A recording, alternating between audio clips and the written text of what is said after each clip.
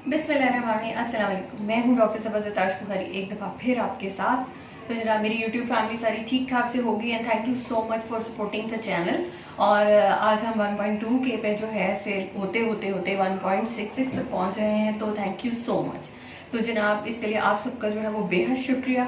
तो आज की वीडियो जो है, चूँकि एक कदर सीन फैला हुआ है, मैं चूँकि क्रिटिकल केयर से भी रिलेटेड हूँ और फिजिशियन भी हूँ, साथ में डाइट को देखती हूँ। तो इन फील्ड्स में जो सबसे चीज़ जो आजकल कॉमन है वो है फियर किस चीज़ का है कि निपा वायरस आ गया है। हम सब ने कोविड का एक दौर देखा जिसमें पहली वेव जो थी बहुत लाइफ थ्रेटनिंग देखी। सेकेंड वेव तक आते आते हम कुछ स्टेबल हुए और फिर अल्हम्दुलिल्लाह थर्ड वेव हमने बड़े आराम से सुकून से गुजार ली। तो अब निपा वायरस के लिए भी यही कुछ जो है वो सुनने में आ रहा था, लेकिन कुछ अनड्यू फियर भी थे। तो मैंने कहा आज इस मिथ और फियर पे जो है वो बात कर ली जाए कि निपा वायरस क्या है। निपा वायरस आरएनए वायरस की एक फैमिली है जिस तरह के बाकी सारे वायरस होते हैं, ठीक है।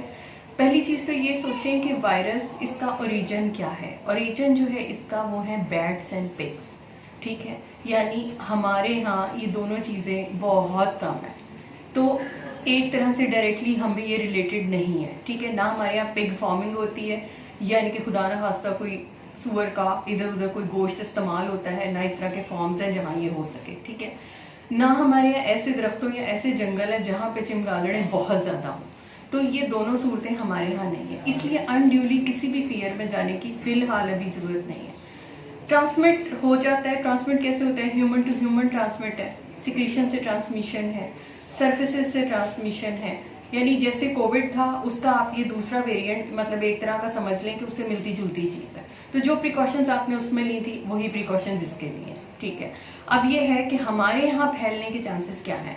हमारे यहाँ ट्रैवलिंग, यानी आपके जो इर्द गिर्द के यानी जो कंट्रीज़ हैं जहाँ पे इस वक्त नीपा है, अगर वहाँ से कोई ट्रैवलर्स अपने प्रोड्रोम फेज में यहाँ ट्रैवल करता है कि वहाँ वो एसिम्टोमेटिक था, यहाँ पहुँचने तक भी वो एसिम्टोमेटिक है, यानी कि उसको कोई सिम्टम नहीं आ रहे, कोई बुखार, गला खराब, नज़ला, ज़ुकाम, चक्कर आना, बेहोशी की कैफियत तारी होना, जिस्म में दर्दें होना, उल्टी आना, मतली की कैफियत रहना, पेट में दर्द होना, ये तमाम चीज़ें अगर किसी भी फॉर्म की हैं यानी ये एक वायरल इलनेस की हैं, और नीपा के साथ भी यही है।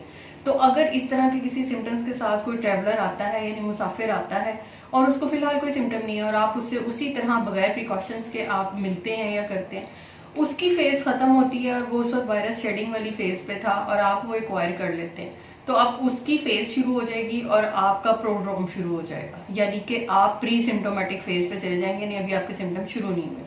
तो इस तरह आप इसको एक्वायर कर सकते हैं। तो एयरपोर्ट पे, रेलवेज़ पे और जो भी कोई आपके ट्रैवलिंग के वेज़ हैं, इनमें अगर आप मुसाफिरों से उन ममालिक से इंटरेक्शन में आते हैं तो फिर ये कहीं फैलता है। तो इस वक्त अल्लाह का शुक्र है हमारे यहाँ कोई इस किस्म का सीन नहीं है कि हमारे यहाँ कोई बहुत ज़्यादा जो है वो इंडिया या नेपाल से लोग आ जा रहे हों, इतना नहीं है, ठीक है। तो इस वजह से जो है बिला वजह का खौफ लग रही है, क्योंकि मैं सारा दिन यही फ़ोन सुनती हूँ कि जी अभी निपा वायरस आ गया, अब क्या फिर दोबारा लॉकडाउन लगेगा। आप अल्लाह से दुआ करें कि ऐसी कोई फेज़ ना आए, कुछ सिचुएशन ना आए। करना क्या है, सबसे बड़ी चीज़ ये कि हैंड वॉश करना है, फेस को कवर रखना है, ठीक है।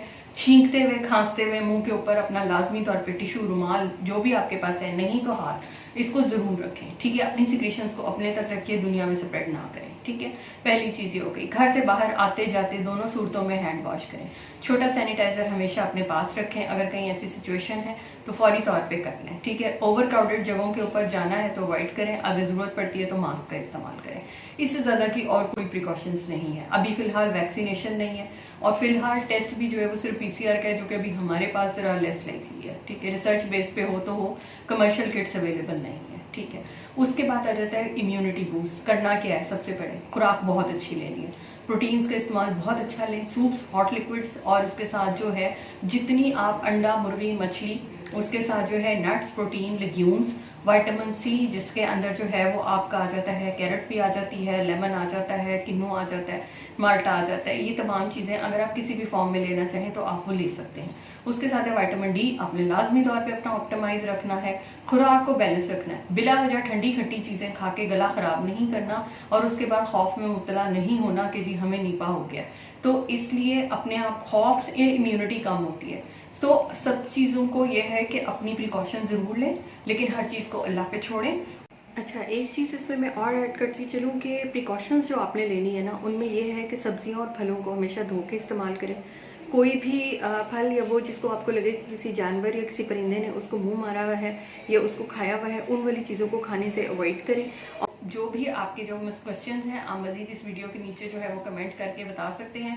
चैनल को लाइक, शेयर एंड सब्सक्राइब करना बिल्कुल मत भूलिएगा। फिर मिलेंगे किसी नई वीडियो के साथ, तब तक के लिए अपना बहुत ख्याल रखिएगा। अल्लाह हाफ़िज़।